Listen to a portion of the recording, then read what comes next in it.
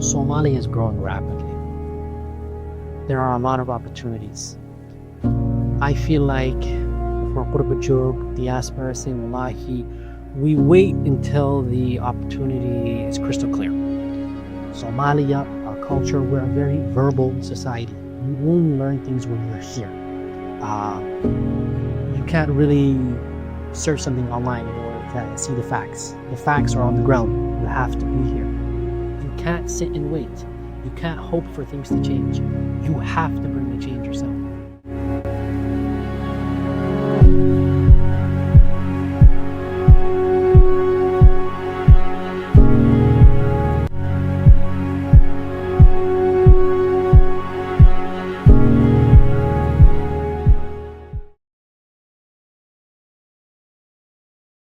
Who's Ahmed? Well, I'm 29 years old, born and raised in Canada. Initially, I went to school to study business management at a university in Toronto. About 2 years in, I realized that the program wasn't for me because I always wanted to do business in Africa, business specifically in East Africa.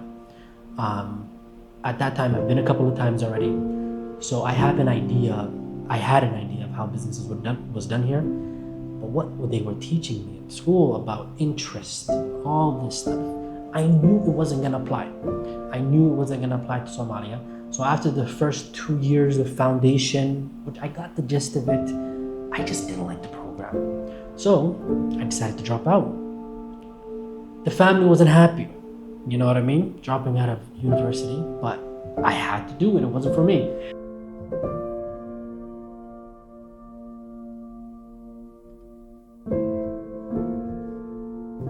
I didn't give up. So this time around, I said, hey, I'm gonna go back to school, but I'm gonna go to a technical school, go into the skilled trades.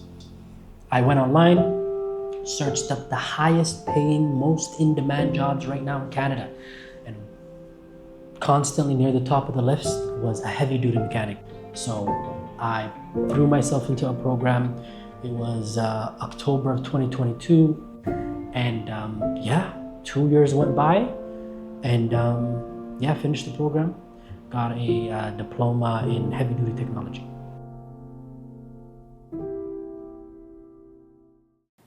Canada's unemployment rate rose to 6.9%. Statistics Canada data shows the Canadian economy lost a net 17,700 jobs in March. The unemployment rate increased by 0.2 percentage points. For me, at the time, Canada, unemployment was rising. Everybody said, hey, do Uber Eats, do food delivery. The food delivery apps had wait lists.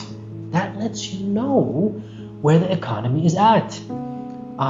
And I would always tell people, anybody who's been in the job market in the last 2 years searching actively, only they know how bad it is. Anybody who's good and has had a job for quite some time, they really don't know how bad things are. The thing is, with these Western countries, it takes a while for them to recover. It doesn't happen within 1 or 2 years. Sometimes it takes 5 to 10 years for them to recover from certain, economic events. I did my research. I looked at the probability of things improving. At that time, there was more probability that things would get worse rather than improve.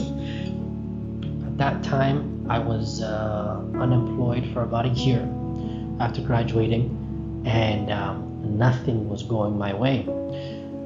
Applying to jobs, auto rejections, interviews that led to nowhere. I was feeling down.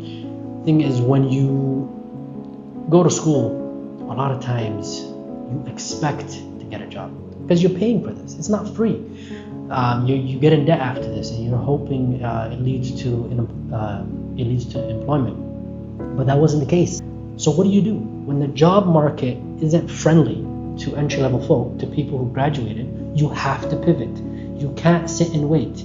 You can't hope for things to change. You have to bring the change yourself.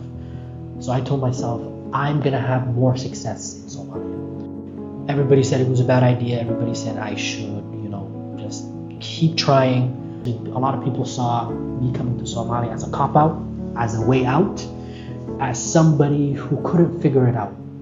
But I told myself, there's a lot of people in my situation. I'm the only, I shouldn't say I'm the only one. There are a lot of people in my situation who are silent with their problems, who hide it because they have to, because the criticism from family can be destructive. I'm done with this.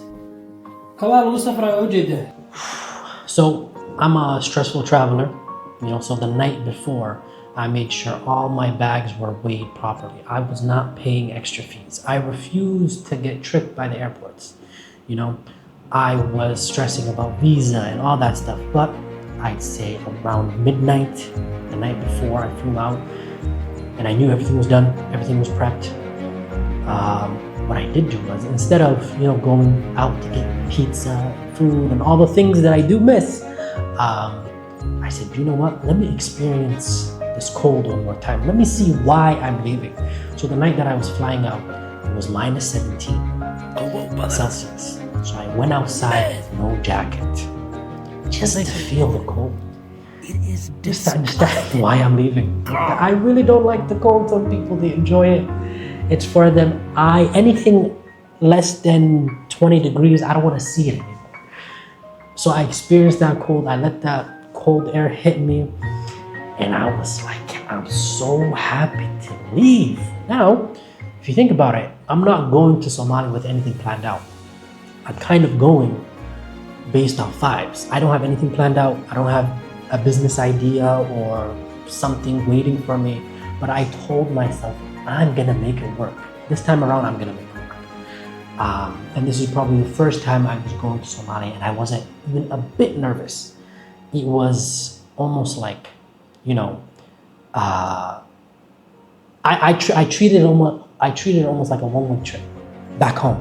And listen, I love Canada. I was born and raised. It has a place in my heart. I'm gonna visit again to visit friends, family, even vacation there. But I was ready for Somalia. Okay. So I was excited. I wasn't a bit stressed. And yeah, I was a happy guy. Qabow badana. Man! Ujeedaa qabowga runtaa bilaawday. Baabuurkaas waa plug in. Baldayseed u qowday.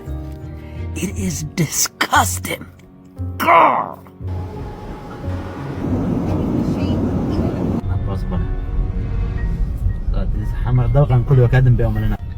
hadda waa waray waa la isku dhici gaarigaar waa la isku dhici af Soomaali waa la isku dhici gaari soo noqda guys wixii anoo kala ah diaspora ya soo laabt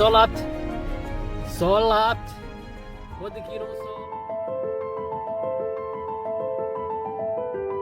That shift on the body was vicious. I was sweating like crazy. Nobody else was sweating because they adjusted. And I'm like, damn.